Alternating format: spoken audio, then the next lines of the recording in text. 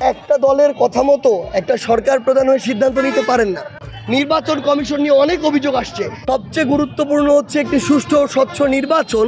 জুনের মধ্যে আমরা আমাদের জায়গা থেকে জাতীয় নাগরিক পার্টি এনসিপির পক্ষ থেকে বলতে চাই, ডক্টর ইউনূস এবং অন্তর্বর্তীকালীন সরকার যদি মনে করে যে একটা সুষ্ঠু এবং স্বচ্ছ নির্বাচনের জন্য জুন পর্যন্ত সময় প্রয়োজন, ইভেন যদি তিনি মনে করেন যে না আরও 1-2 মাস আগে এপ্রিল মেতেও করা সম্ভব, আমরা আমাদের জায়গা থেকে মনে করি যারা বাংলাদেশের বর্তমানে রাজনৈতিক দল মনে করে যে এই অভ্যুত্থান পরবর্তী সময়ে সবচেয়ে গুরুত্বপূর্ণ হচ্ছে একটি সুষ্ঠু ও স্বচ্ছ নির্বাচন, ইভেন শুধু নির্বাচন নয়, সুষ্ঠু এবং স্বচ্ছ নির্বাচন, তাহলে তারা এই জায়গাটিতে সুষ্ঠু এবং স্বচ্ছ নির্বাচনের ক্ষেত্রে আপোষ করবেন না।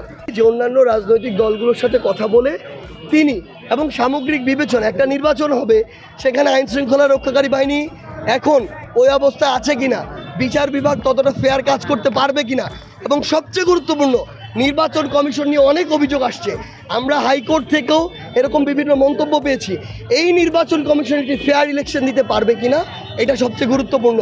যতক্ষণ পর্যন্ত এই বিষয়গুলো নিশ্চিত না হচ্ছে, ততক্ষণ পর্যন্ত যদি টাইম ফ্রেম নিয়ে সরকারকে জোরাজুরি করা হয়, আমরা মনে করি এটা অন্যান্য যে রাজনৈতিক দলগুলো তাদের এক্ষেত্রে কোনো সমর্থন থাকবে না। বাংলাদেশের সক্রিয় রাজনৈতিক দল প্রায় 45টার মতো আছে রেজিস্ট্রেশন প্রাপ্ত। তিনি তো একটা দলের কথা মতো একটা সরকার প্রধান হয়ে সিদ্ধান্ত নিতে পারেন না।